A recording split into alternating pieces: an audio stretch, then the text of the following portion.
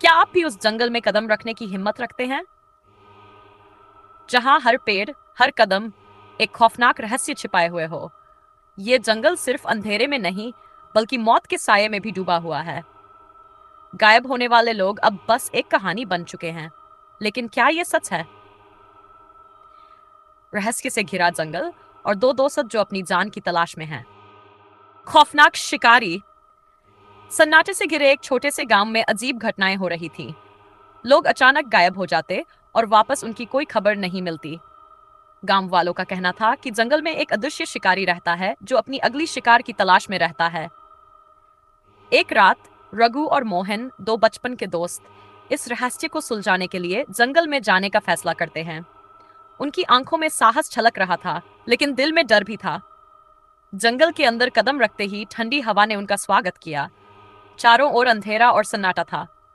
रघु ने अपनी टॉर्च जलाई, जिसकी रोशनी पेड़ों की शाखाओं पर टकराकर अजीब आकृतियां बना रही थी। दोनों धीरे धीरे अंदर बढ़ने लगे।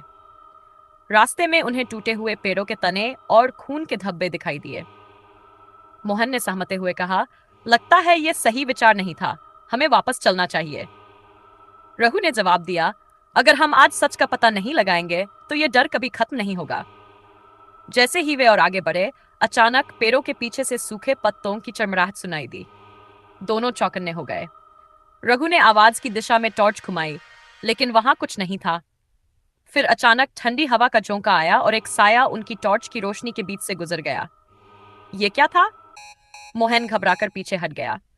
रघु ने उसे शांत करने की कोशिश की, लेकिन तभी एक भारी, डरावनी आवाज सुनाई दी, तुम्हें यहां नहीं आना चाहिए था।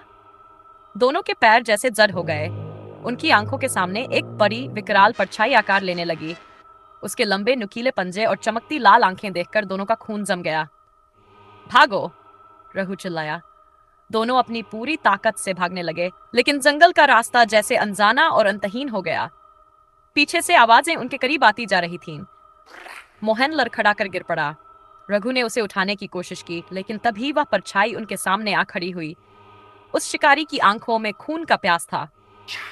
उसने अपना पंजा उठाया, लेकिन तभी रघु ने पास पड़ी लकड़ी उठाई और उसे जोर से मारा। शिकारी एक गहरी चीख के साथ पीछे हट गया। इस मौके का फायदा उठाकर दोनों ने फिर से दौड़ लगा दी। कई घंटे भागने के बाद वे किसी तरह जंगल के बाहर पहुंचे। उनकी सांसें फूल रही थी और शरीर पर खरोंचों के निशान थे। गांव लौटकर उन्होंने सारी बात बताई, लेकिन कोई उनकी कहानी पर यकीन नहीं कर रहा था।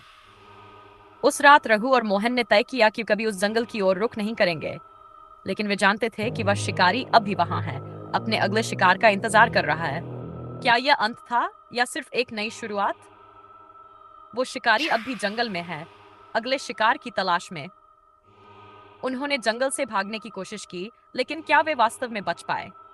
जो बच निकले, क्या उनके डर का अंत होगा? अंधेरे के इस खेल में शिकारी हमेशा एक कदम आगे रहता है।